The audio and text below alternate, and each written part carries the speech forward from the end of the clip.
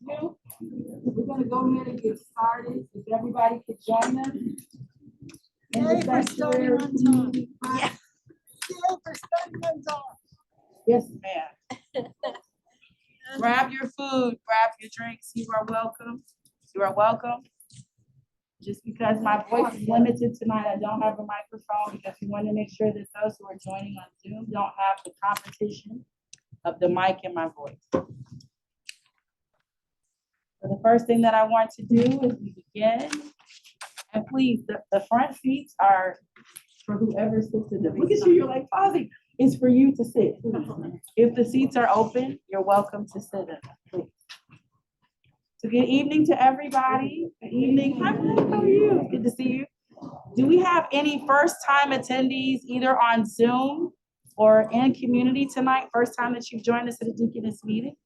Wow. We would like to say welcome particularly to you for coming and for the returners. Thank you so much for continuing to join us year after year. We appreciate you. For those of you that haven't met me yet, my name is Bethany Johnson-Javois. I'm the president and CEO of Deaconess Foundation. This is a ministry of the United Church of Christ. It is both a regional and national wellspring that's been around for anybody except for staff. How many years have we been around? Higher. Yes. 134 years of ministry by the Spirit of God that has breathed it to be so. So it's my job to offer you a fond welcome to the community sanctuary here at Deaconess Center. It is customary yet unique practice to hold our final joint foundation and center board meeting of the year in the form of a public meeting. And we do this not because we have to, but because it is fitting and right for us to do so by our mission, by our vision, and by our values. So if you are with us tonight and you are a foundation or center trustee, would you please stand so everybody knows who? Stand up. And if you are staff, if you would please stand, or consultants, just to make sure everybody knows. Thank you very much. You may be seated. And at tonight's meeting, even more than the specific line items, have the agenda on your seat. I want you to see with transparency some of the sausage making and the rhythm that goes behind what it is that Deaconess does. My brother would say the way we do what it do. And that's the reason why you're here. So this is what I want you to hold on to through the entire agenda. Number one, you're going to see how we attend to seating governance for 2024 and beyond. Number two, we're going to expose you to our budget making, the approval process, including the approval that management is seeking to shift the work that's formerly known as the audit committee. When you hear audit committee, what do you think they do all year? The audit. Right. So we are asking tonight that you entertain a recommendation to shift the audit committee to financial stewardship. Because as we are making Liberation and Seventh Generation Strategy come alive, it's important to adopt a very different mindset than merely what audit conveys for 100 years of wins. Is that all right?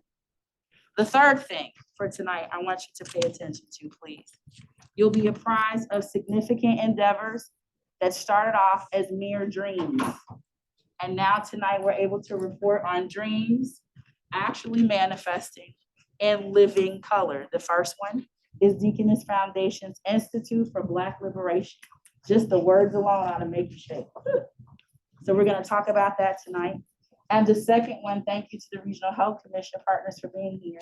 We're going to talk about community stewardship grant making that's designed to address priorities that older adults have brought to our attention that we know we need to be prioritized. And the last thing for tonight, you will have the opportunity to provide public comment into the work of the Racial Equity Committee. That committee is chaired by our trustee, Patrick Brown. We're going to be presenting and seeking approval of our public final draft equity dashboard, intended to make our equity commitment clear, accountable, and measurable beyond quantitative elements alone. So we invite and encourage philanthropic, government, and social service sector partners to do the same or please better. With this overview of what you can expect with your time with us tonight, do you feel comfortable to proceed with the annual public meeting? Yes. So with that, I invite Beth Noonan, who is our chair, to call the meeting to order. All right, I'd like to call the meeting to order. 6:01, so we are on time. Very good. All right, first order of business, do we have Margie here to do the? Right here. Oh, there's Margie. Sorry, Margie. Margie will do the devotion. Thank you. Okay. Yeah. Well, I'd like to share with you some words attributed to Paul, St. Paul, in his letter to new Christians in Corinth, 1 Corinthians 15:58. Therefore, my dear brothers and sisters, stand firm. Let nothing move you. Always give yourselves fully to the work of the Lord, because you know that your labor in the Lord is not in vain. Well, those are inspirational words. And I'm sure that Paul understood that being steadfast and standing firm is a lot easier to aspire to than to do. To be steadfast takes a lot of things: courage, dedication, bravery, faith, persistence, perseverance, which leads me to the scene I saw every morning, the 3 months a year I spend on Lake Erie on a bluff. A little dot on the right is a tree that is standing out in the water. Photos, of course, you lose depth, but it's standing out in the water on a long line of boulders. So its perseverance is inspiring to me. I can't understand how it's growing there. I took a lot of photos of this tree this past summer because I planned a painting, and I already have a name for it, Persevere. One day the property owner came over, asked me why I kept taking photos of the same spot, and I explained, and he said, "Oh, you don't know the half the story. This was the tree in its early years, in all its glory and beautiful sunsets, and then adversity struck. A lot of storms, the water level of the lake actually rose. And then a fierce storm blew in from Canada in the winter and froze the lake. When spring came, the tree didn't leaf out. And so when the water level went down, the owner went out and chopped down the tree, thought it was dead. But by late summer, the trunk had sprouted a branch. To me, that is steadfast, that's standing firm. But it also shows that from where I was standing, I did not have a good perspective of that tree. I can see where it's been cut down. So here's another word cloud. In the middle of this one is the word continue, and that happens to be a poem by Maya Angelou. I read this with a Bible study this past fall, and I'd like you to join me in reading it as a responsive reading. I have readers here. Your part is to continue, respond, and I will be reader one. So, into a world which needed you, my wish for you is that you continue. To be who and how you are, to astonish a mean world with your acts of kindness. To allow humor to lighten the burden of your tender heart. In a society dark with cruelty, to let the people hear the grandeur of God in the peals of your laughter. To let your eloquence elevate the people of heights they had only imagined. To remind the people that each is as good as the other, and that no one is beneath nor above you. To remember your own young years and look with favor upon the lost and the least and the lonely. Continue. To put the mantle of your protection around the bodies of the young and defenseless. Continue. To take the hand of the despised and diseased and walk proudly with them in the high street. Some might see you and be encouraged to do likewise. Continue. To plant a public kiss of concern on the cheek of the sick and the aged and the infirm, and count that as a natural action to be expected. Continue. To let gratitude be the pillow upon which you kneel to say your nightly prayer. And let faith be the bridge you build to overcome evil and welcome good. To ignore no vision comes to enlarge your range and increase your spirit. Continue. To dare to love deeply and risk everything for the good thing. Continue. To float happily in the sea of infinite substance, which set aside riches for you before you had a name. Continue. And by so doing, you and your work will be able to continue eternally. Say prayer. Today, tonight, we thank you, God, for your promise, especially for the promise of our common destiny in your kingdom. May you help us stand firm and be fully committed to your work. Amen.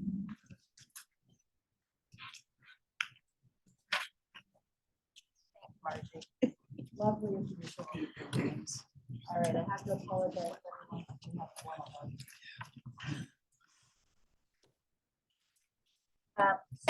So the first order of business is to approve the consent agenda. We've had all the materials in our packet, meeting minutes from the various committees as well as from the last board meeting. Can we get a motion to approve the consent agenda? So moved. Thank you, Caroline. Can I have a second? Second. Thank you, Dale. All in favor? Aye. Any opposed? Any abstain? Okay, the motion carries. Thank you. So for our report, or for my report this time, I think we have some exciting news. Included in your packet is a recommendation for appointing Dolores Gunn as a community representative to the board of the foundation as a new trustee. Dr. Gunn will bring a great perspective. She is a physician. She worked in public health for many years. She's a lovely woman, and I'm very excited about having her join.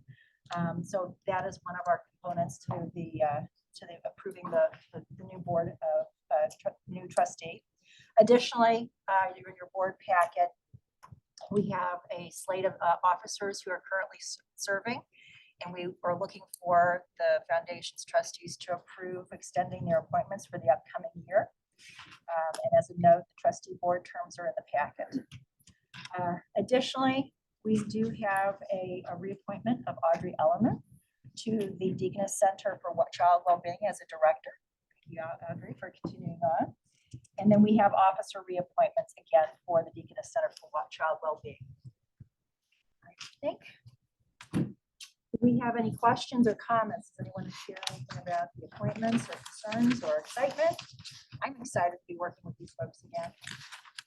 I'm very excited. I'm very excited for Dr. Gunn to join us. I think she will be an excellent addition. Dr. Gunn is here in the audience today. Oh, where's Dr. Gunn? Oh, there she is. Hi, Dr. Gunn. Yay! All right, well, we're looking forward to having you formally here in February. Can I get a motion to approve the appointments for this year for 2024? I'll make a motion. Sierra. Senator Williams. Second? I'll second. Thank you, Marjorie. Brian made a motion. Oh. Okay, well, for the minutes, is it Brian? Second. All right, all in favor? Aye. Any opposed? Any abstain? All right, the motion carries. Thank you very much.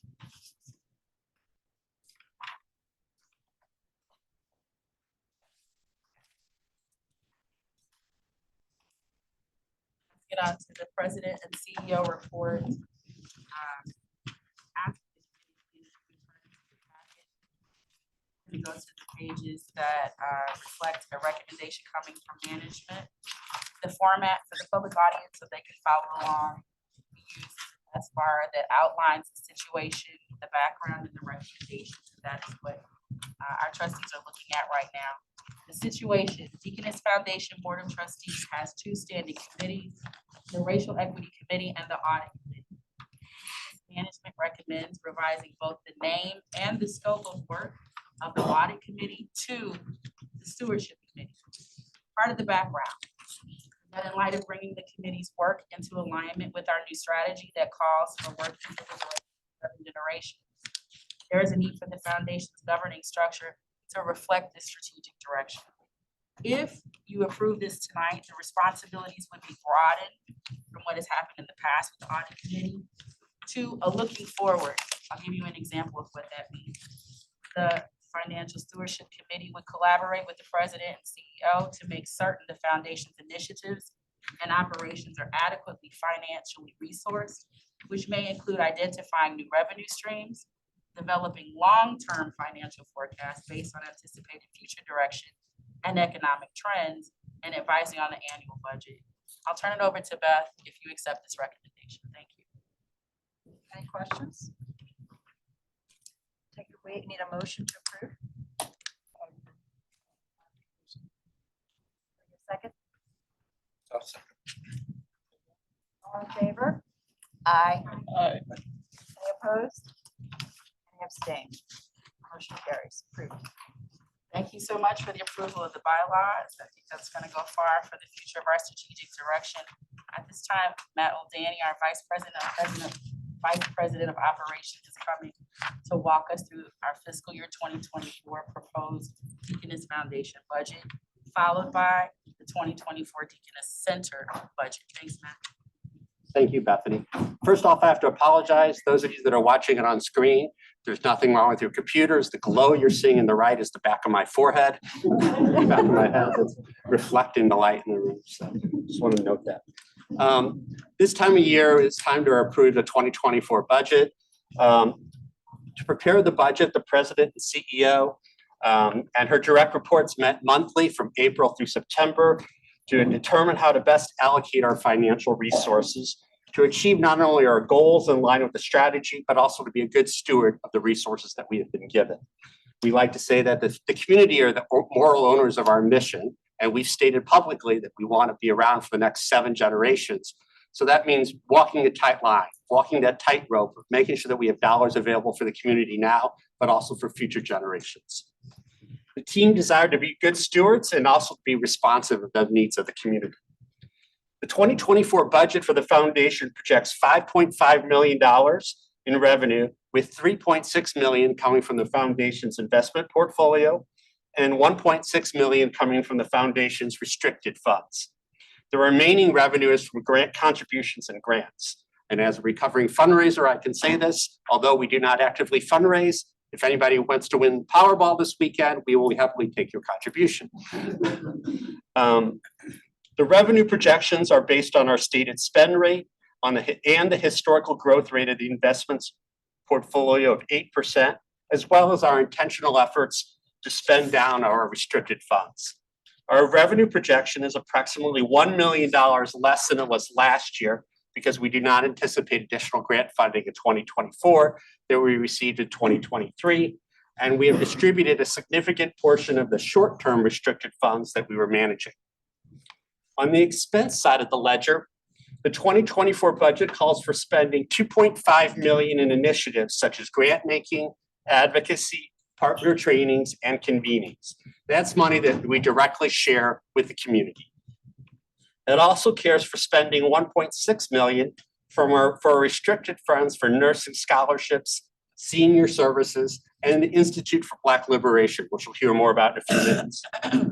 This total of $4.1 million for initiatives is about $900,000 less than last year because we committed this year more than $1 million in multi-year funding, and the auditors said that that has to hit this year's books, so that's what we did. We also expect to spend 1.3 million in spending for management and operations. This is actually $18,000 less than this current fiscal year. One of the reasons why it's less is that we are expecting to unwind our new market tax credit structure that we used to build the Deaconess Center. That will bring us some savings in rent and payments to the Deaconess Center. When all added up, the foundation plans to spend $5.4 million, about $1.1 million less than last year, for many of the reasons that I noted earlier. This leaves a budgeted surplus of about $25,000. Does anybody have any questions?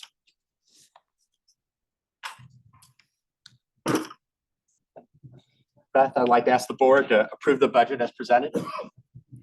May I have a motion to approve the budget? So Second? Second. Thank you, Caroline. All in favor? Aye. Any opposed? Any abstain? All right, motion carries. Yes, thank you very much. I always like it when we can pay the electric bill in January. The next up is the Deaconess Center budget. The 2024 Deaconess Center budget includes $350,000 in revenue.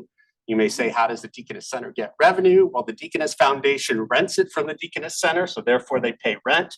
And then we ask our co-locating partners, members of the village within the building, to pay for shared services in the center. The rent by agreement increases 2% each year, and the cost of shared services, though, has remained flat the last few years. Revenue is actually less than previous years because we are anticipating unwinding the new market tax credit structure in August in 2024. The budget includes $406,000 in expenses, which is a decrease from the previous year because of the unwinding that will occur about 2/3 of the way through the year. The expenses associated with maintaining the center and the programming for the center will revert to the Deaconess Foundation. The center is budgeting a deficit in 2024, but that was expected when we set up the structure as part of the new market tax credit financing. Although the proposed budget reflects a deficit, the foundation still has more than $745,000 in operating cash in its bank account. In addition, thanks to David's great management of the Deaconess Center and its budget, we've had surpluses every year until this current fiscal year. So the center is in a strong financial position. Does the center board have any questions? Anybody have any questions about the center budget? Beth, I'd like to ask approval of the Deaconess Center's budget. Sure. Do we have a motion to approve the Deaconess Center budget? Patrick, can I have a second? Audrey. I'm not sure who's the first. Audrey was the second. Okay, all right, very good. All in favor? Aye. Any opposed? All right, very good. Motion carries. Thank you.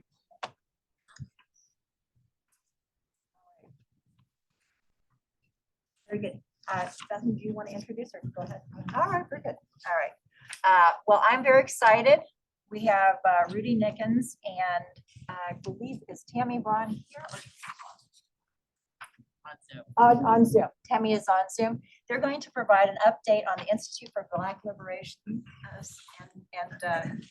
slowly here he comes. The drama is building. One knee has cartilage and one doesn't. Oh, well, but it's dramatic. Everything That's the drama. Yeah. All right. All right, Madam Chair, trustees, director, I'm so happy to be here to give a brief update on the Deaconess Foundation's Institute for Black Liberation. It is unusual for foundations to have signature programs of their own. It is usually the work of foundations to put resources into the community that other people do. This is a really special program. This is actually a signature initiative for and of and belonging to the Deaconess Foundation. I serve the role as director, founder, creator of the Institute, but there's a team of people who I want to just sort of highlight as a part of this. I'm not good with this thing. There you go. So we have people on there. So the two people that I want to highlight first are Barbara Love and Cliff Jones, who serve with me as the lead facilitators for the program. Cheryl Walker, whose title is project manager, but really is cat herder, because that is what she has to do for us, is to make sure that she manages us, which is no small thing. On the team, we also have Maxine Birdsong, who is our in resident mental health professional, Steve Parrish, who is our apprentice for the faculty, and Kira Hudson Banks, who we have engaged to be an independent consultant to evaluate the program over the next year. This is a couple of things I just want to point out about this inaugural cohort. As you know, in our last update, there were, we advertised the program last spring, started taking applications in June. We had 42 applicants, 25 people selected to be in the program. 23 actually attended after one thing or another happening to a couple of people. The demographics are really good in some ways, multi-generational. I think the youngest person is 25, the oldest person is over 80, which is a nice range of demographics. We have people from most parts of the region, from west of the Missouri River and east of the Mississippi River. So that's a nice victory for us. Demographics are predominantly female, so we do need to encourage more male people to apply in the future, but that's okay. It was a really great cohort of people, and a diversity of people with in their careers, employment status, beginning career professionals, retired people, and different spheres of influence throughout their work. So it made for a really rich body of people. The first week of the Institute, and this is how we held it, building the container, bringing people together, holding space for what is this program. Hey, Joe, for bringing this program together. And I didn't see you sitting there. Wow, nice. We introduced the processes and methodologies that we would utilize. It was a nice mixture of some theory and some education, lots of interactivity. The content that we introduced in week one of the cohort centered mostly on the historical antecedents of anti-Blackness and how installation of internalized white supremacy shows up in our bodies and our lives and our leadership. The Institute structure, so we had our first immersion session, we call it, 5 days in September in this room. There's a couple of people in this room who were there. I'm not allowed to call out names, but you know who you were, who brought it. I mean, who really brought themselves and participated deeply in what we consider a really deep, intensive process of immersion. We'll have webinars now. So the immersion session happened in September. The next one is in January. The final one is in May. And in the months in between, we have a combination of webinars, coaching circles, drop-in meetings with the faculty. Our next webinar is tomorrow, in fact, that Bethany Johnson-Javois is leading. We had our first one we're doing a monthly webinar on different topics. So we're trying to maintain continuity and contact, not just with the material, but with the cohort. So they stay together over the period of time. And I'm gonna stop talking because Tammy, who's on the board of the Deaconess Foundation, was also a participant in the Institute. So I wanted to know if you're ready to speak. Yes, I am, Rudy. Thank you. Can you hear me? Can you hear me? Yes. Okay. So again, hello everyone. I just want to say thank you for this opportunity and special thanks to Bethany, the Deaconess Foundation, and of course the Institute team for just having this vision for the Black liberation, just to offer it for our region. And I just want to say, I also felt grateful just to be a part of this first cohort, just considering I was surrounded by people who are doing similar work that's focusing on systems change, just being in a space with other Black leaders who have experienced internalized racism and other things. And so we're all on our healing journey together. And what the sessions did for me was just really focus on prioritizing our healing, self-reflection, and even just being able to grow personally and professionally. But I walked away feeling more empathy and compassion and even forgiveness for my own family, just trying to understand some of the things that they have endured as a result of oppression and what that's looked like And so just understanding that being in a space where I'm able to forgive family and consider what they had to go through and understanding that they made decisions mainly that kept them safe and kept them alive and also just for their own survival. And I'm just looking forward to growing again personally and professionally from this with the cohort. And another thing that I mentioned was that doing systems change work, it oftentimes feel lonely, but it felt so good and just supportive to know that I'm not alone in this region. I have a community, and this first cohort is brilliant. So thank you again for this vision and for bringing this and birthing this for our community. So thank you, Rudy. Thank you, Deaconess. Thank you, Tammy. Let me close with that. So many people I could thank, but really it's the participants in the Institute that I want to thank. You know, we had an idea, we had a vision, we have a belief, the inherent goodness of human beings. We have a belief that Black people are completely good without exception. We have a belief that we have all been hurt by institutional oppression and systemic racism. We have a belief that we can heal from the effects of the oppression and live our lives differently based on a healed liberatory consciousness. So we had an idea, we had a thought, I think we had a good idea, but it really wouldn't have mattered if we didn't have the people in the room to do this work with us. So to those 23 people who were part of the Institute, thank you very much. And I look forward to the next one. All right. Is there a reason, or can you share the decision to protect, unless people want to talk about it themselves, the names and the faces of the participants? Can you share that? Yeah, sure. It's a really personal journey. I mean, I want, I told everybody in the Institute, please talk about the Institute. Please talk about anti-Blackness, please talk about Black liberation, please talk about all the content that you want to, but we don't get to tell the personal stories about the people in the Institute. And it's not our job as the Deaconess Foundation to sort of let people know who they are. Anybody that wants to talk about it for themselves, it is absolutely okay, but it is such a deep and personal journey. They will want people to have to talk about it unless they want to, or for us to even mark it based on who's in the room, because we could do that too. We have some badass group. It's awesome. We got this many CEOs and this many credible actors. We got folks. And it is not our job to do that. We want people to have the space to do their work and not have to think about the rippling out in the world. Anything else you want me to say about that? Well, thank you. Yeah, great. I love when people ask the question they already know the answer to. We good? We good? All right. Thank you all very much. I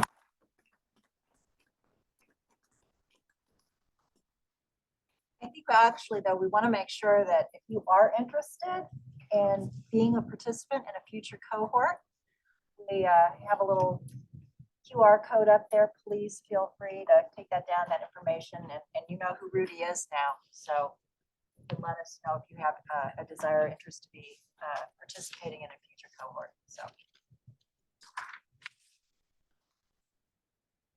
So can I call Matt back up to talk about the racial equity dashboard?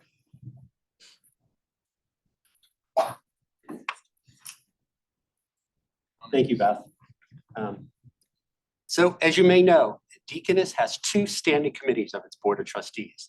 The first one, we revised its name tonight, and was the Audit Committee, and now it's the Financial Stewardship Committee, right? That shows the importance of managing our resources both now and in the future. The second standing committee is our Racial Equity Committee, right? And with that committee, its charge is to evaluate the initiatives, the efforts, the culture of the Deaconess Foundation itself, and upholding our commitment to racial equity in St. Louis, right? Within our organization and in all that we're doing, right? As part of the work this year, the Racial Equity Committee wanted to come up with a dashboard, a way that we could measure the work that we are doing, the work that we could measure our commitment to equity in this community. The Audit Committee has one, right? They have the annual audit report every year, which I call a stewardship scorecard. So what would the Racial Equity Committee's dashboard look like? And I'm going to share that with you. And that's important because you measure what matters, right? The Deaconess, we want to measure how well we're doing from a racial equity standpoint. To do that, we looked at several metrics as well as processes that the foundation needs to adapt because we believe that racial equity is both an end to itself as well as a process. The first part we looked at is a demographic comparison of the Deaconess staff and board in relation to the population of the city of St. Louis, as well as to many of our peers in the philanthropic community. Our board staff in 2022 was comprised of 66% of people from the global majority in comparison to 24.2% of the St. Louis community and 45.6% of the philanthropic organizations nationally. We also measured who's managing our investment portfolio. In 2022, 7% of our portfolio was managed by women in comparison to 9% nationally. And 22.5% of the portfolio was managed by people from the global majority in comparison to 13.3% nationally. Let me put that in a little better perspective. So as of 2022, a little less than a third of our $50 million was managed by either women or members of the global majority. We also measure the percent of vendors who are owned or led by people from the global majority. So these are vendors that we hire to do catering out there, vendors that we hire to do different things for us. In 2021, 24.8% of the vendors were owned or led by people from the global majority. The best in class average nationally was 9%. And across all industries, it was 3.6%. We also looked at our grant making. In 2022, 58% of all Deaconess Foundation grants were made to organizations led by people from the world's global majority. According to a study by New Profit in 2020, organizations led by Black, Indigenous, or Latinx leaders receive only an estimated 4% of total grants and contributions nationwide. But there's more to the story than just those percentages, right? It's how do we actually go about doing our business? And so to that end, we worked with Forward Through Ferguson last year, starting in 2022 and throughout all of 2023. We were part of a philanthropic racial equity roundtable to learn what others are doing and what best practices we should do. In addition, we engaged Forward Through Ferguson to do a racial equity assessment. We did surveys of our staff and our board, and we came up with a number of things that we need to do better. You'll see these goals starting with what we want to do in 2023 and 2024. We need to codify existing practices of current leadership to endure beyond any one administration. It's my goal that we come back here in 2020 and there's a whole different staff 2120, 100 years from now, right? And we still have the same commitment, right? The person that replaces me in 50 years still exhibits the same desire, right? 50 years. 50 years. You go, man. That's committed. We want to establish metrics and methods for radical listening and intentional collaboration, right? We want to build metrics associated with priorities and habits to codify existing practices of current leadership. Moreover, we want to build a culture that is embedded in everything we do. So the example that I've always talked about is when I started Deaconess, it was unusual for me to start a meeting with a devotion. That is second nature to me now, right? What would it mean to stop and say, every conversation, every decision I make, to think about equity and make it forefront of my mind, right? We need to change our practices in that regard. We need to conduct policy and processes to locate areas for improvement and formalize processes for addressing racial bias and inequities, right? We need to build an all staff-led onboarding process for new staff and a cadence of staff and board retreats that centers racial equity and learning and developmental opportunities for the whole team.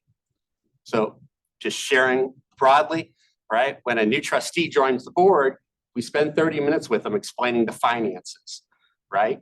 We need to spend 30 minutes with them explaining our commitment to equity, right? When a new staff person joins Deaconess, we spend 30 to 40 minutes to an hour going over, this is how you process a check request. This is how you get paid. We also need to spend that same amount of time going over our commitment to equity and what it means in their jobs, right? We also need to establish clear and consistent communication that explicitly messages this, right? So one of the things that you all made, and if you're close to the family, you know that Deaconess is committed to this, but does my mom know about our commitment to equity, right? Does my sister know, right? Does my next door neighbor know about our commitment to equity? So when they hear the words Deaconess Foundation, they go, oh, you're doing those cutting edge stuff. You're doing those cutting edge practices, right? We need to do a better job of things like that. We also need to establish clear and establish internal processes that are accessible and accountable to people with a global majority, right? We need to make things explicit that I may understand innately. We need to be explicit about things that I had 40 years of a white supremacy culture learning. How can we undo that and make things more explicit to others? And then finally, we need to amplify our anonymous feedback loops so that if there is somebody who is uncomfortable, who is somebody who is experiencing some sort of discrimination or racial tension, they can lift that up. That they can identify an instance of a white supremacy culture within our organization and say, you know, you probably don't realize this, but this is happening and I'm uncomfortable with it. How does that happen? What do those processes look like, right? Those are our goals in the years up to 2026. And this is the kind of dashboard that we want to be able to report on. So in the beginning of the board, there was a quarterly report that listed our financial statements. What would it mean for the board every quarter to get an update of a racial equity dashboard, summarizing our efforts in that space? Does anybody have any questions? This is the interactive part of it. We want your feedback. We're seeking your answers. We want to know, are we doing the right things here? Are we measuring the right things? How does it resonate with you?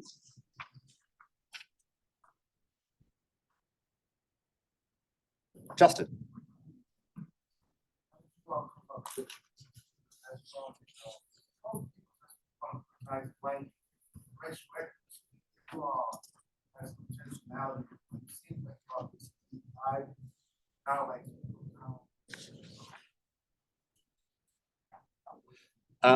First of all, we believe that the community are the moral owners of our mission. So we believe that we had to come up with some sort of report that we could share both publicly and transparently. Secondly, we know that that we know some things, but we may not know everything. And so we want to get your input on this. We got the committee's input on the dashboard last month. There are models out there of different things, but the one that I really like is the California Wellness Foundation. A few years ago, created a similar document for a dashboard. I like to borrow liberally from other organizations and what they're doing well, but it may not be perfect. We'd like to hear what your input is. Sarge. My name's Sarge. I've been in this community since 1980. My question to you is, a job. This building came home. Pick this location, gave more exposure on the location. Tell me about it. 163-113. Of course, this is 113 zip code. Borderline locations. For instance, this building. I could. Deaconess came, I've been told when first how well. Pick this location. It'll give you more exposure to the mission.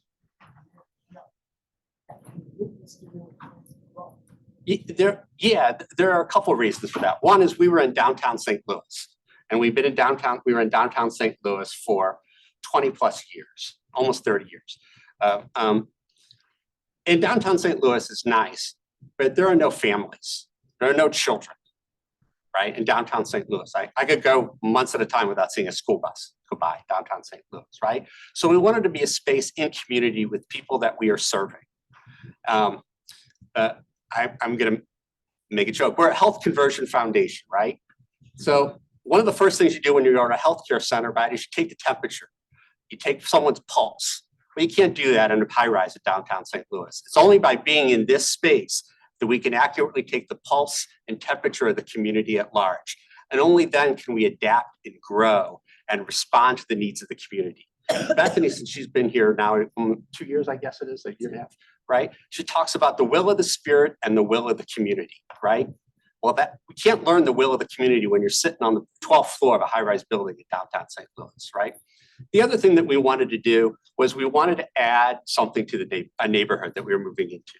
We wanted to find, this was a vacant lot for 30 years, right? So this is an opportunity for us to add something. And as I said before, I hope we're here for another 50 years, right? And the committee grows with that kind of thing. Does that answer your question? Okay.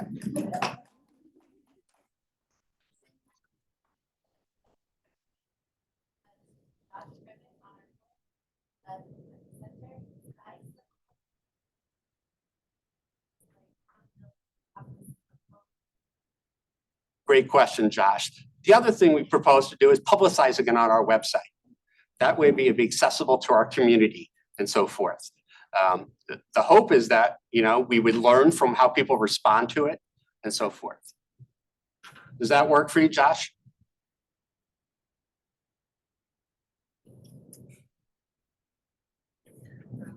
Okay, thumbs up. Young lady in the last row there. Hi, my name is Deanna.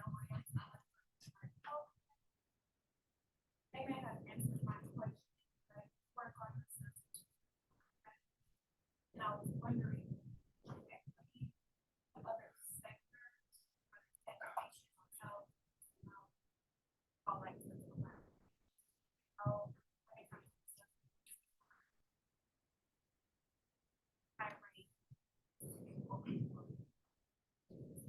Just thinking out the box.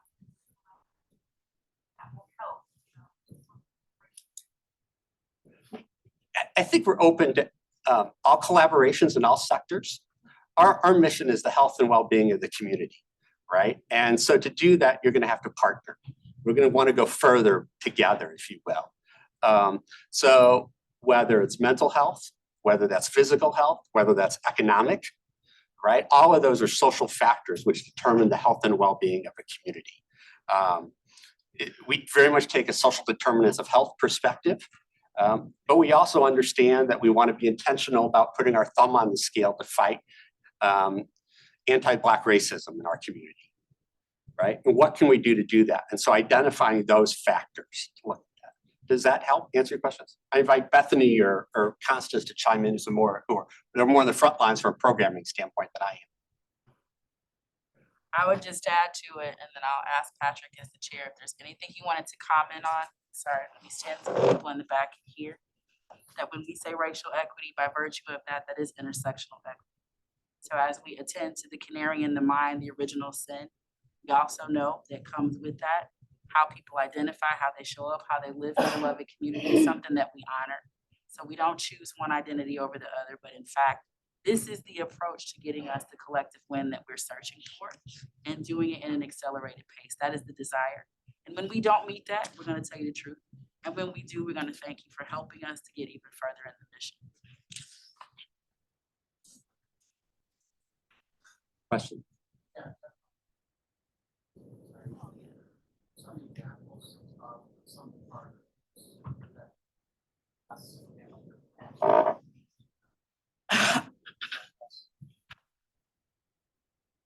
So you're going to hear in a few minutes of a partnership that we're with the Regional Health Commission to address seniors. I'm sorry. The question. So he is asking for examples of other partnerships in the city of St. Louis here. So there's two that were happening this year. One is, you'll hear about this in a few minutes, of our efforts with the Regional Health Commission to support senior service dollars. We've partnered with Forward through Ferguson on the Regional Health and Justice Commission, Regional Justice Healthy. Oh, I can't speak. Racial Justice and Healing Fund. That was supported by a number of other philanthropic organizations, including the Missouri Foundation for Health here in this room, another St. Louis Community Foundation, as well as other efforts. Those are just two examples. And then most recently, we are partnering with the city of St. Louis on their guaranteed basic income program. Supported by donors. There was one more question. I know we've only got about 5 minutes left. Did you have a question? I did want to ask a question about male, female ratio. First cohort. For the Institute for Black Liberation? Yes. Black liberation. What was the male, female? represented?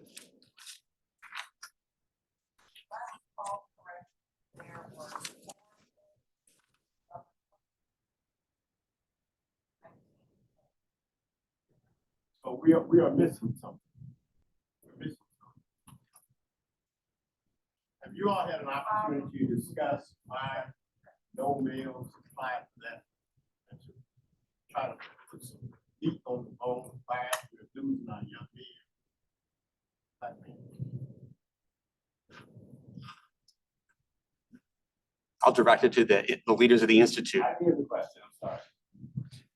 In that cohort, 75% or 80% female, got 20% for male. Was there some discussion as to how more males could be brought in that initiative? I think we are always trying to have a broader reach for everybody for the next cohort. Had 2 applicants for the 25 spots. We just got more women. I don't have an answer. I don't have an answer, but I know we have issues.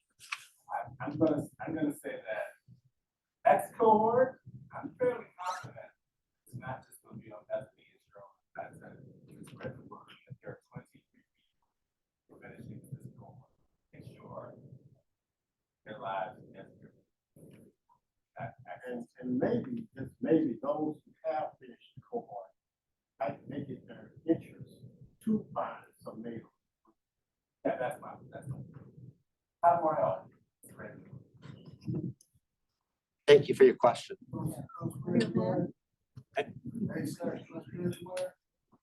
I'll definitely assist in spreading the word as a woman who understands that access is real. Thank you. My question is, maybe it'll answer the question to the gentleman on my left. Is how do we make access real to that demographic so we can see proper representation from our male counterparts? I've seen some of my senior members, John Bowman, Michael Butler, in the room. These are examples of Black men who have substantially positioned in the community and made access real to them. But one of the things that we haven't really seen, and one of the things that I see here is that racial equity. It is true Black men are disproportionately not allowed access for various reasons. I would dare say in this city, racism is a significant part of that. And marginalizing for access is that. So for the Deaconess Foundation, I know with recent autonomy for our organization, I'm one of the founders of New Public Farm.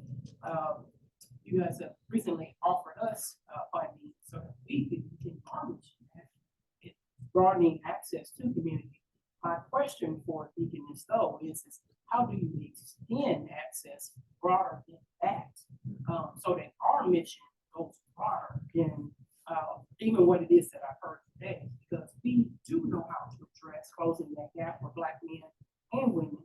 And I'd like to see the participation of funding that properly articulate from these persons who are on the ground doing the work and have never been in a 12, 15, 20 story facility. We've always been on the ground.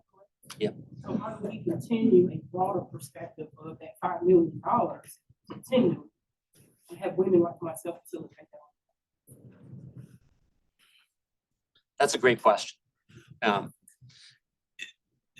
With all of our funding, and I invite Constance or Bethany to help with that, we're trying to identify great work like you're doing with your organization, right? And how can we scale it up? How can we take solutions that are already existing, that are transformative, if you will, that can transform the movement, right? And how can we make them bigger and have greater impact, right? And how can we lift up those voices like yours, like others, right? That's really our goal of how we do that. How do we amplify the voices of the community? And so that's one of the reasons why this building exists, right? One of the reasons why, so that we can bring the community and nonprofits to leaders, to elected officials like Michael Butler in this room, right? How can we bring the needs of the community to Mayor Jones, who has been in this building half a dozen times, right? How can we bring the voices of the community? Tomorrow night, this building is hosting a reparations commission meeting, right? That's access in a lot of ways for us, right? Certainly there's more that we can do, and certainly that we want to do. Sure. I would just share to keep elevating the question. We're not scared of the question, so thank you for raising it.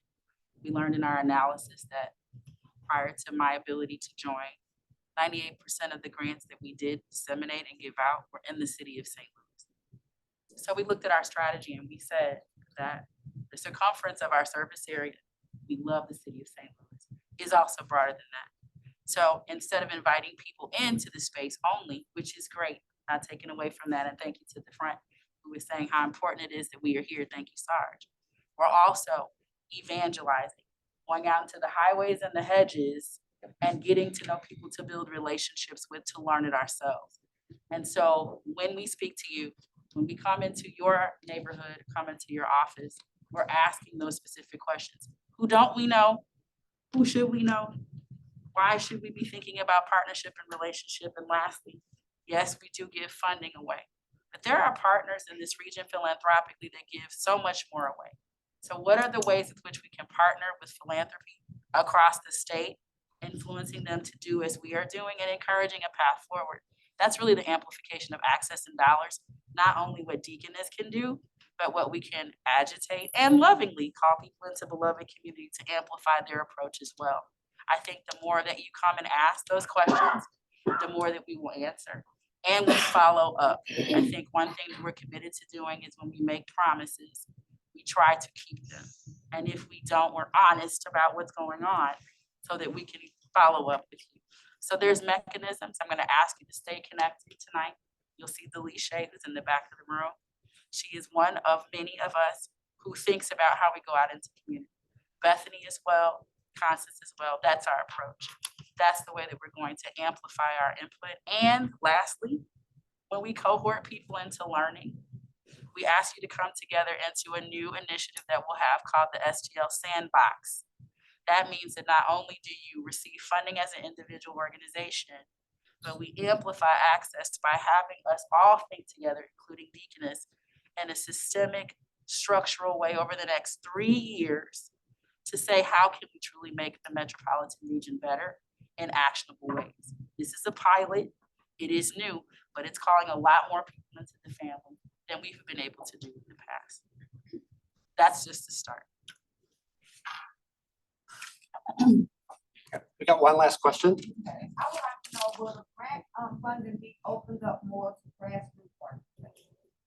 Not just will for now, organizations or big organizations that are. Yes, yes. On our website, you have our grant cycles that are rolled out for next year. It's an opportunity to apply. The only requirement is that you be a 501c3 nonprofit organization. And if you're not, we invite you to partner with another organization to be they can be a fiscal sponsor for you. We want to help grow you. We want you to help increase your capacity as well with our funding. That in and of itself increases access. I'm going to invite Patrick. Do you have any comments about the dashboard or anything, or the work of the Racial Equity Committee? Sure. So Patrick Brown, current chair of the Racial Equity Committee. I think the work that Deaconess is doing well covered here. I don't want to go without highlighting how unique the work is that Deaconess is undertaking right now, right? And a lot of great questions here. And there is a level of building the plane while we're flying it. So don't want to give the impression that all this is well thought out and evolutionary process. And it's one that we're doing ahead of our contemporary, right? There aren't other organizations. There are probably several organizational leaders here this evening. This is not common work in St. Louis. And so there's no clear roadmap. You know, the question, hey, how'd you do this? And who'd you look to, Justin, you know, when you asked that question? It wasn't next door. It was, you know, thousands of miles away, right? That we found examples of this work. And so, you know, I ask for a level of patience and understanding as we sometimes trip over how we do it. But, you know, we're on, I think, a really great path, and it's not for lack of some significant work by the team. We were here as a committee kind of guiding, asking questions, but truly the small, mighty Deaconess team took the lead and pulled this stuff together. So I'm really excited about what is ahead and how we start to apply this work, how we, you know, talk about the accountability of the work. That's the other thing, right? We're not just tracking information, we're publishing information. And that's where you really get to see if we are serious about doing what we say we want to be doing. And so I'm excited about that. Thank you, Matt. Thank you, Patrick. We're going to ask Beth, I'd like to ask the board to approve the racial equity dashboard as presented. Yes, So Great. moved. thank you. I second it. Thank you. All in favor? Aye. Aye. Aye. Opposed? No. Any abstain? Aye. Excellent. Thank you very much, Matt. Thank you, everybody, for your questions. They were great. Every time you all talk to us, it gets us thinking about what we need to do. So that's why we're here, and that's why we do this every year. So our next piece of business is now, oh, she's here. She's here, not the drama and Rudy, right? Right. Yeah. So Constance, take it away. Okay, so good evening. If you have attended any of our strategy sessions that we began hosting this fall, you probably heard us talk about an intergenerational approach to the work that we're doing, with our vision that we can achieve liberation within 7 generations. And so people have come to know Deaconess to focus on children. Through our strategy input sessions that we had in community, they asked us to think broader than just children, because children do not exist on an island. They exist in the context of families, in the context of neighborhoods, in the context of communities. And so I am thrilled to share publicly with you the work that we've been doing for quite some time with the Regional Health Commission in guiding a senior-led community stewarded fund. So what is the community stewarded fund? It's where we are turning over the decision-making authority. So talk about access. We're turning over the decision-making authority to actual community members who don't sit in offices on the 12th floor of nice buildings. They don't even sit in Deaconess's offices. They're in the community. And so they are determining how best to expend funds. So where do the funds come from? So we have did a great job of reviewing the budget, but we do have donor restricted funds that are restricted for particular purposes. And so a part of our portfolio is restricted to serve seniors. And so who are seniors? People who identify, who are 55 years or older, right? And so we are excited about this work that we're undertaking for the first time this year with the Regional Health Commission. And so I'll share a little bit about it. Our initial investment with the Regional Health Commission was an investment of $350,000. So we're going to be sending out a lot of money in the next few weeks guided by the seniors. And the purpose is to improve the public health system infrastructure to better serve residents 55 years of age and older, and promote transparency and accountability. And you'll see on the screen before you that we are intentional about the work we're doing outside of St. Louis County to Bethany's, St. Louis City to Bethany's point. And so the areas in which we hope to fund are in both Missouri and Illinois and the counties on the screen. The first goal I just stated on the slide before, but it's also, as I started, our goal is to give decision-making power to the impacted community and partner with them to advocate for the needed services. And with that, the next voice you'll hear, the next voices will be from our project team leading this work. So Risa Rawlings, she's the interim chief executive officer for the Regional Health Commission, and Ms. Rosetta Keaton is a patient advisory consultant with the RHC. And Ms. Rosetta is leading this work in the community as far as the focus groups. So we're excited to share. She's traveling now, so she allowed us to do a video recording before. If I can get this, what am I to do? Just click it. Sure. Good morning. My name is Risa Rollins, and I'm the interim chief executive officer. Good morning. My name is Risa Rollins, and I'm the interim chief executive officer for the St. Louis Regional Health Commission. And I have the great privilege of introducing you to my colleague, Ms. Rosetta Keaton.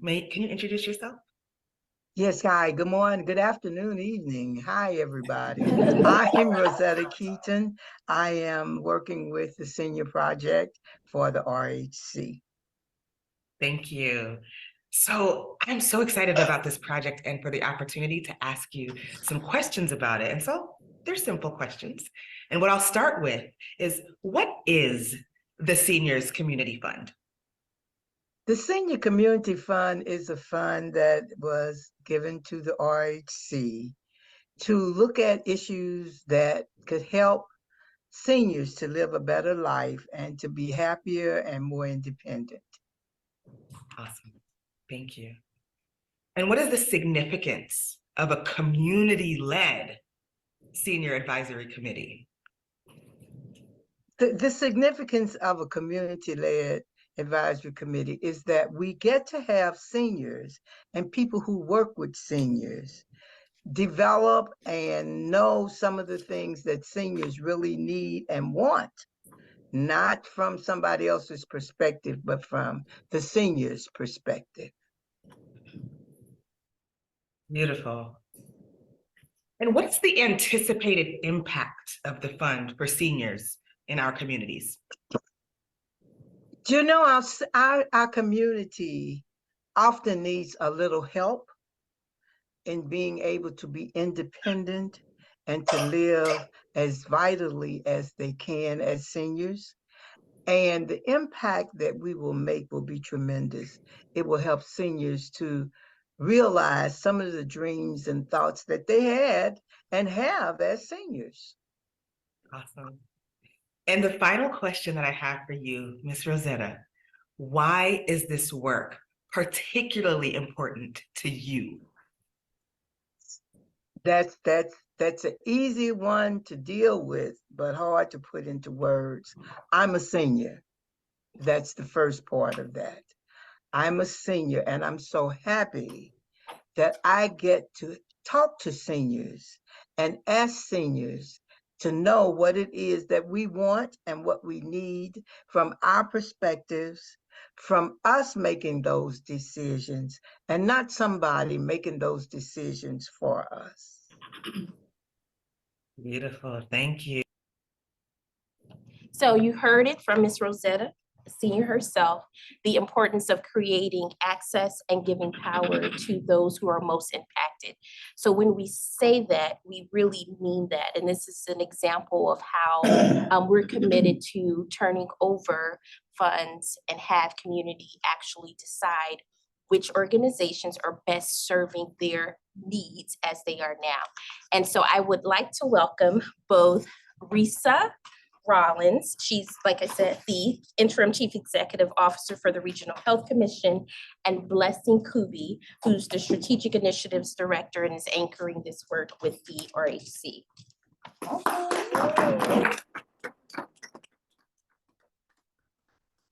I am so excited about this work, y'all. Like for real, for real.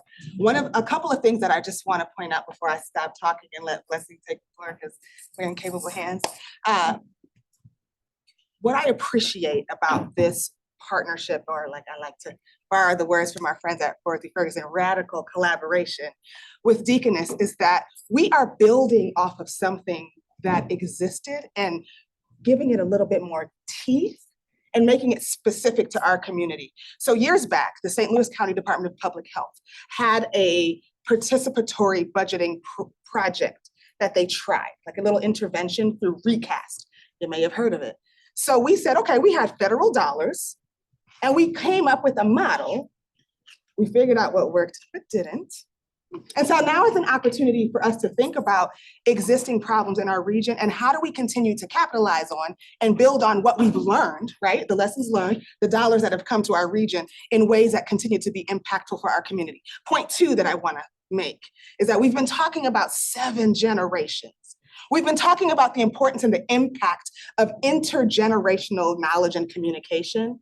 And now we have the opportunity to, like, for real, put it in practice and model it in the work that we're doing and in how we're doing the work. Because I am a firm believer, it's not just the what you do, but it's how you do it. So when we talk about intergenerational impact and we talk about walking the talk and modeling this work, I get the distinct privilege of not just working with the Miss Rosetta Keaton. If you from St. Louis, you know Miss Rosetta, right. But I also get to work with our brilliant young leader, Blessing, who has been stewarding this work from its inception, but like all of the hours of and meticulous thinking and planning and designing and creating and bringing together. And Miss Rosetta says, Blessing, you tell me, I'll go in the community and I'll talk to the people, but behind the scenes, making all the things work. That's Blessing right here. And so I won't stop talking because she's been doing all of this, right? So I have the privilege of introducing Blessing, and I will just speak when she asks me to.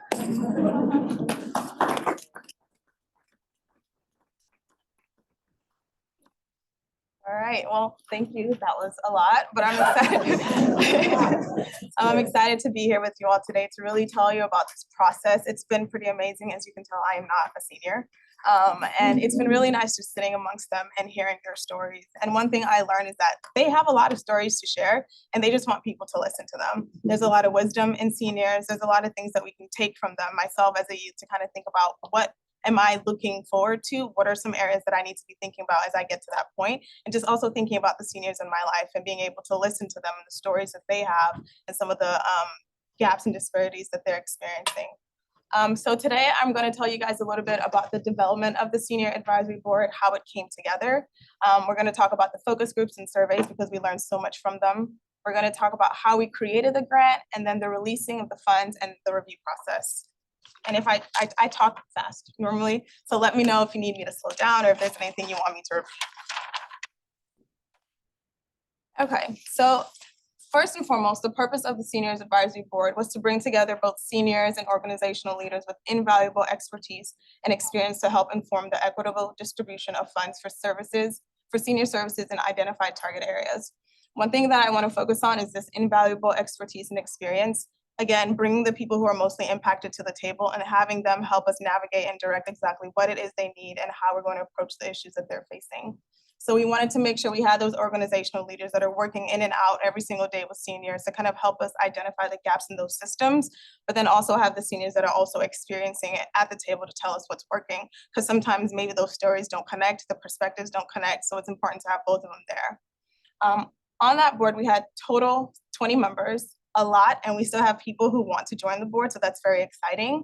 And then we developed a selection committee later on that was comprised of specific members from that board, but also seniors within the community that we spoke to help us identify the grant.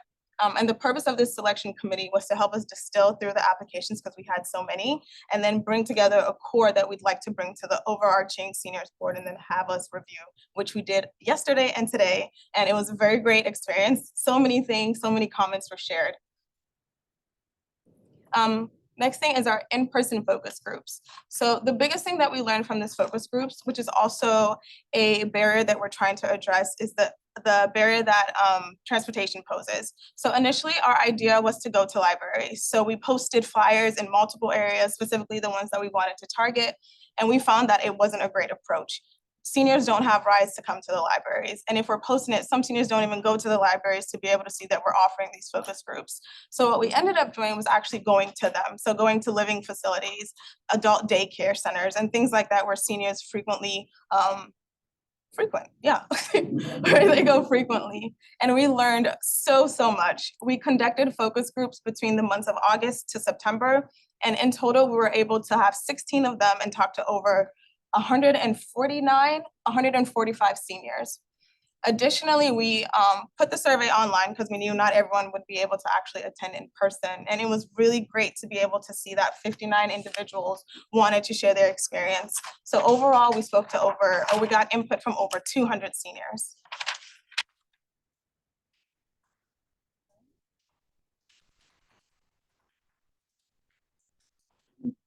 So one of the main purposes of having our in-person focus groups and those online surveys was for them to help us identify the priority areas that we wanted the grant and the fund to focus on.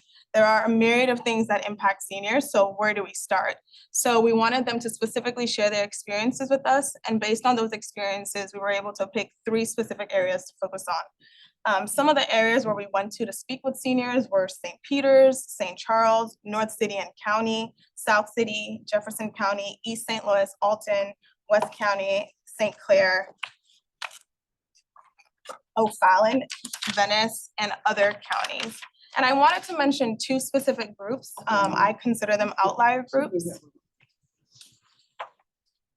We spoke to some seniors at Clarendale of St. Peter's. It was quite an experience. So these were seniors who were very much well off. They had everything they needed. They had Uber rides to get their hair done and get their nails done. They had the Ubers send them there and wait for them. They had specialty providers come to the clinic.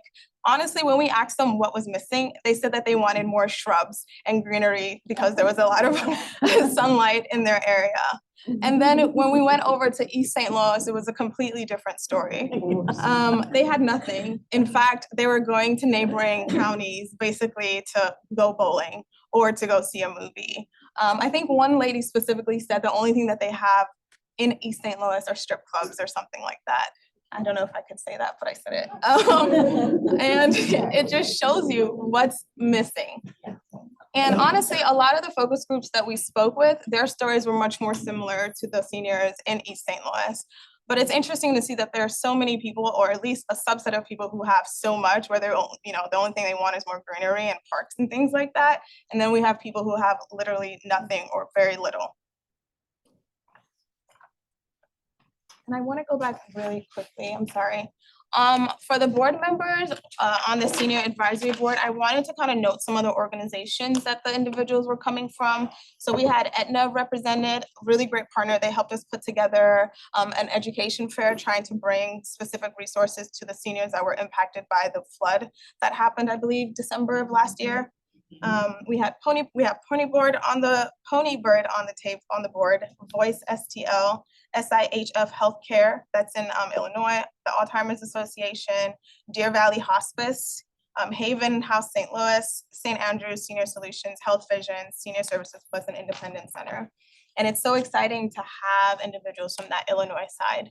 As Risa mentioned, and I believe Constance mentioned, this is the first time that we're working with this specific population, but even more importantly, this is the first time that we're working with people in that Illinois area and those other parts of Missouri. So it was really a great opportunity for us to start developing those relationships and really understanding what's happening in their space. And it was even more impressive for us to be able to go to those places and kind of see the area. As someone, I guess I'm a St. Louis native, I've been here since 2004, but I had never been to those places before. I didn't know that's what they were like. But it was really, really interesting to go and see the community and really see what's out there and what's going on. And it's so exciting to have them on the board, and they're always wanting to share stories. They've been really, really helpful. And we have, again, more people wanting to join. Okay, so I'm going to talk a little bit about the trends that we saw in the in-person focus groups and then trends that we saw from the online surveys.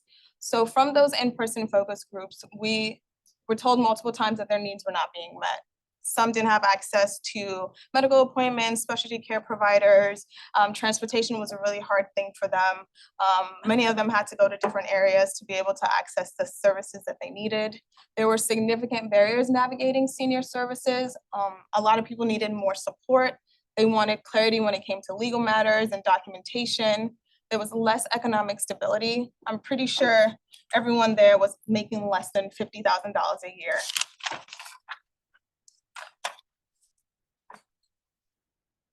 And then there were lower education levels. Most of the people there either graduated with a high school diploma, GED, or had some college, but none had degrees. And then many were residents of senior facilities and assisted housing. And then when it came to the online surveys, they felt as if their needs were being met. For the most part, it was positive responses in the survey when we asked them about safety, transportation, health navigation support, things of that nature. They were pretty much economically stable. And then we saw that they had higher education levels. Most of them had either a bachelor's degree, some had master's, we even had some that had doctor's degrees that completed the survey. And then they were a lower age, so they were more so in that 55 bracket, while we found that a lot of the seniors that came to the in-person focus groups were 60 and above. 65 and above.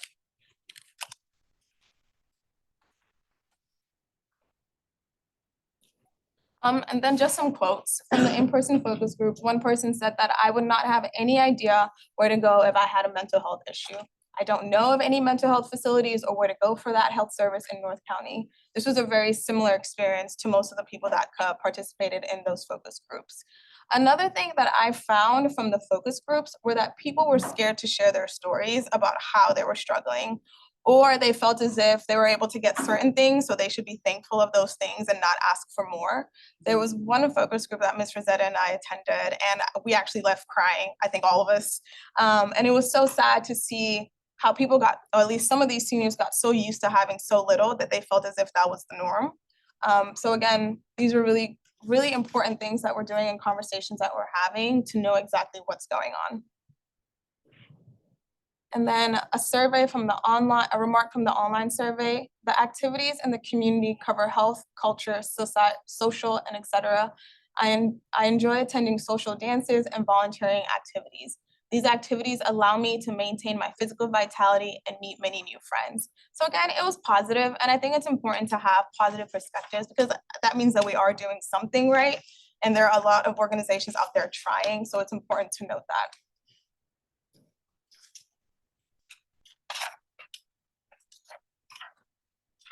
So now to talk a little bit about the actual fund. So after talking to over 200 plus seniors, we're able to come up with the 3 priority areas that this fund would specifically focus on based on a lot of the stories that they shared. So the fund focuses on transportation, as we saw that there were a great amount of barriers and difficulties accessing transportation. Safety, a lot of seniors did not feel safe in their homes, they didn't feel safe in their communities. And navigation support. They needed help navigating any and everything, whether it be understanding the documents that they're signing, being able to access one service versus the other, and just knowing what's available to them and getting the help they need to access those specific services. So in total, we received 88 applications and we're awarding up to $30,000.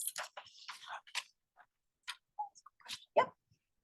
With respect to safety, is like my house is not safe, or is it also my community is not safe?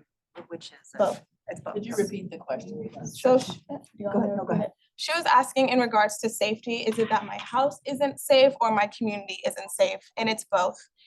Some of the things that they talked about, which is so funny when we talk about intergenerational connections, a lot of the safety in regards to their community was due to actually the youth.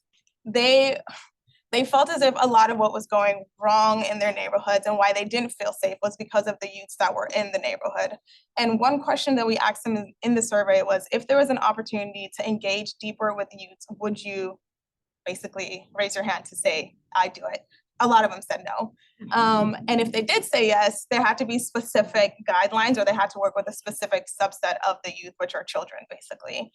So I think that's something that we really need to think about, is changing that and making sure that we're allowing seniors and the younger generation to meet earlier on and having conversations, because our seniors are scared of them. Our seniors feel as if they're disrespectful. They feel as if they can't talk to them and things of that nature.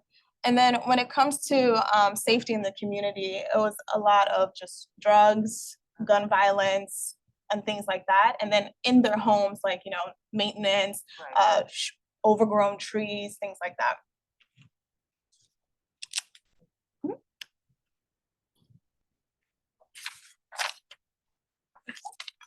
And then when we're looking a little bit deeper into the applications that were submitted, 60% of them focused on transportation, again, a very big need. 25% of them focused on navigation support, and 15% of them focused on safety. Some key themes from the funding request were staff support. We found that a lot of organizations needed additional funding to basically support their staff to continue the work that they were doing, or to hire new staff, whether it be a social worker, a clinical manager, something of that nature to help them continue to do the work that they're doing. The purchase of vehicles, they needed more vehicles. They needed funds to basically maintain those vehicles. They needed funds to purchase gas. Some of the funding requests were leasing vehicles and they had to return them back at the end of this year. So they were looking for funds to be able to purchase it at the end of the year, just because of the amount of impact they were able to achieve with what they had. And then safety, again, talking about safety within their neighborhood, really wanting more light in their neighborhoods, wanting more police presence just to feel more safe, things of that nature. And then education, just finding ways to educate seniors, whether it be through a speaker series, having them come to presentations, empowering them to know and advocate for themselves and how to navigate the various healthcare systems that they're accessing.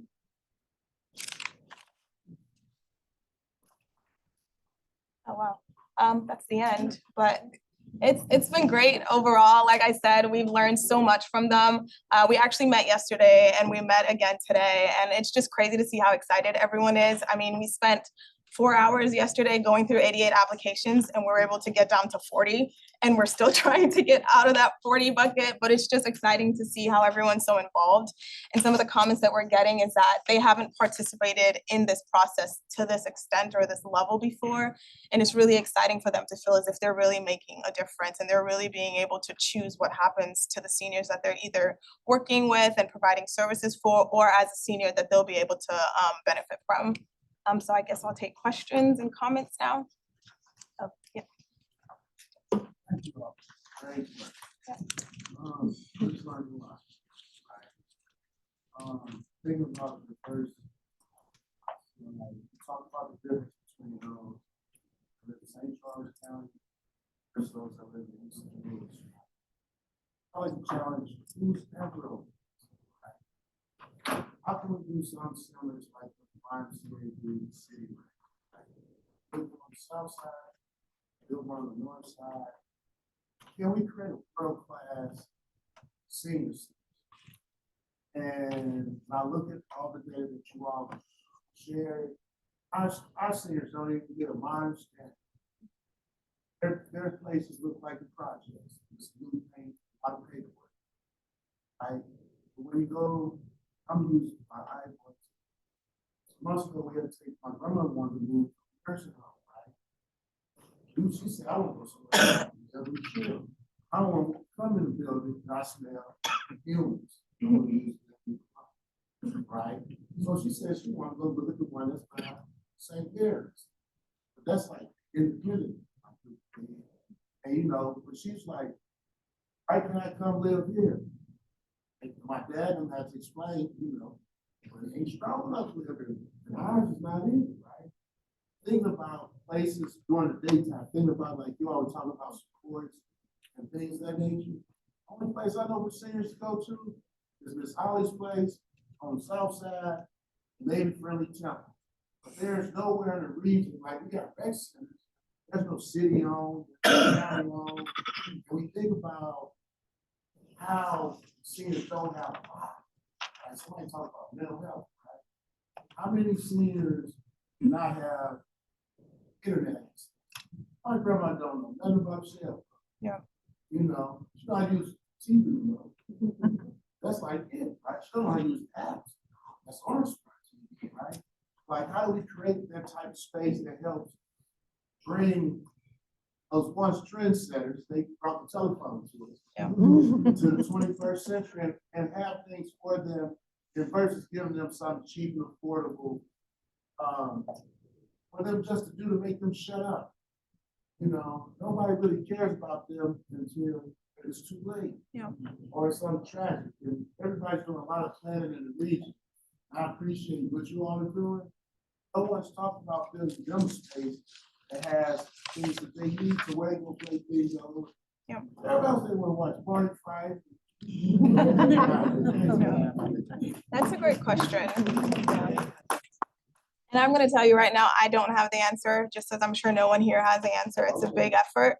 And I agree that that's something that needs to exist. Oh, I know you want me to stop. I think I'll just finish that question, but I think it goes back to just policy, and then again, really putting the people who are doing the great work in front and trying to change the story and the narrative, changing the way our seniors, specifically the ones in East St. Louis, accept what's being given to them, and trying to put more funds into the specific organizations that are providing those services. So I'm excited to say that a lot of the people that applied are those grassroots organizations that someone mentioned, places that we haven't heard of, smaller organizations that are really impacting the lives and experiences of seniors. So bringing them to the forefront and giving them more funds and trying to basically do what they're doing on a bigger scale, and then getting money from the people who have money to build that place that we're talking about. It's a long, I guess, journey, and it's going to take a lot of work. I don't know when it's going to happen, but I'm sure it can happen. Yes. Sorry.